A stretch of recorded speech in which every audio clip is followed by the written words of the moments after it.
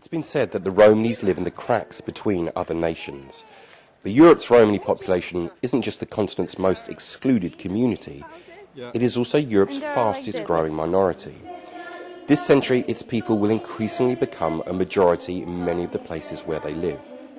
My name is Jake Bowers, and I'm one of the very few Romani journalists in Britain. And I've come to Croatia, about to become the EU's newest member state, to see what they're doing to give their Romani children a better start in life. Today, with my friend Dada and his taxi, I'm driving throughout northern Croatia, visiting two schools. One, which is almost exclusively Romani, where the kids that are there are coming from impoverished backgrounds to learn to speak Croatian, which in many cases is their second language. The second school that we're going to is a model. It's been described as a model of best practice for the integration of Romani children and non-Romani children. It's a new school with a visionary headmaster, and the school is the place where they're bringing them in young to get to learn to read and write so that they can get along with their peers, their fellow Croats. Well, we are going to the area of which is called in Croatia, which is called Međimurje. It's quite agricultural area, but so it's north part of the Croatia, quite close to Hungarian border, let's say, close to city Varaždin and Čakovec. This region has Croatia's largest Romani population, but its treatment of the community has landed it in court. Not so long ago, the country was taken to the European Court of Human Rights because of its segregated education. A decade ago, these children would have had to enter their school by a separate entrance. But today, they've come with their parents to take part in a workshop which is designed to improve the relationship between parents, preschool kids and the school itself. My name is Blaženka Palatinoš, and I'm a teacher in primary school Tomaša Goričanca in Mala Subotica. And in this branch school Držimo Strelec, I am leader of a workshop called Step by Step, and it includes workshops for parents and children.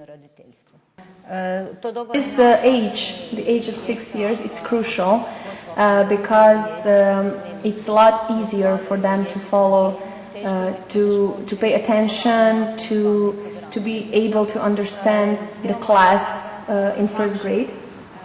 Our Croatian children get all the skills in kindergarten and preschool.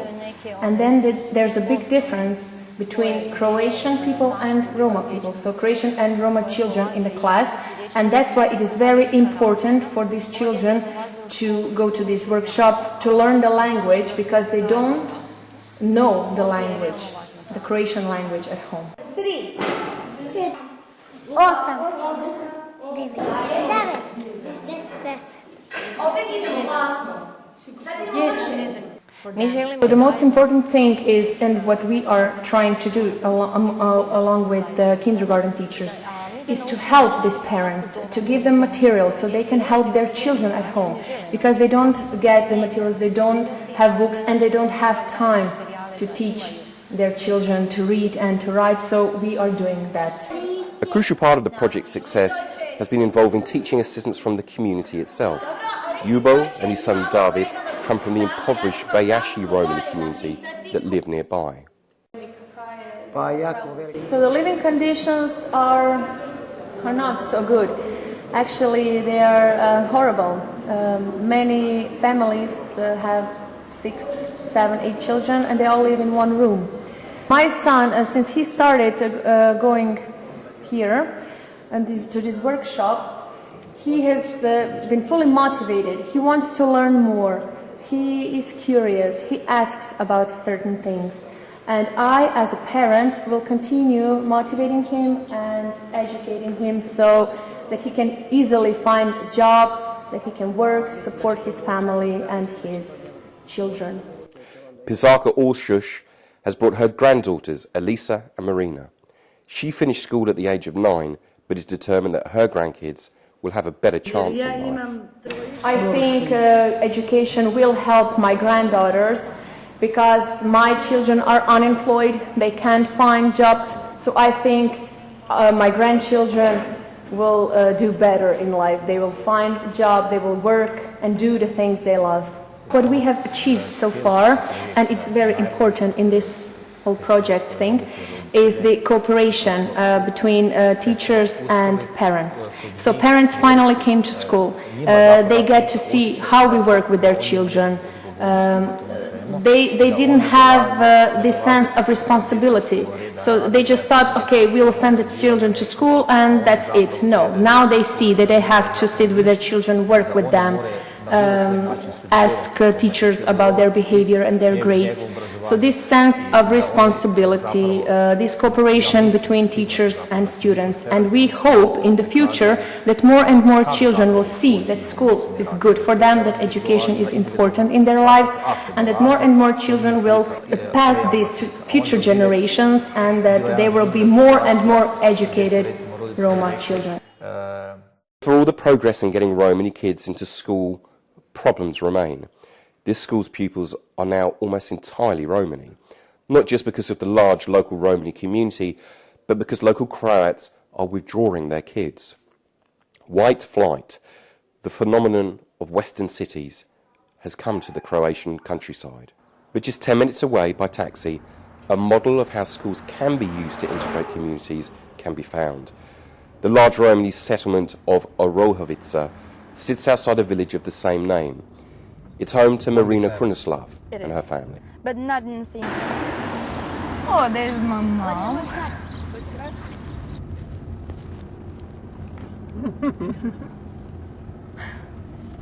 Oh, they're waiting for me. There's our front door. Your front door? Yeah. And here is a bit windy. These people behind you, who are they? They are Roma people who lives in this settlement with me and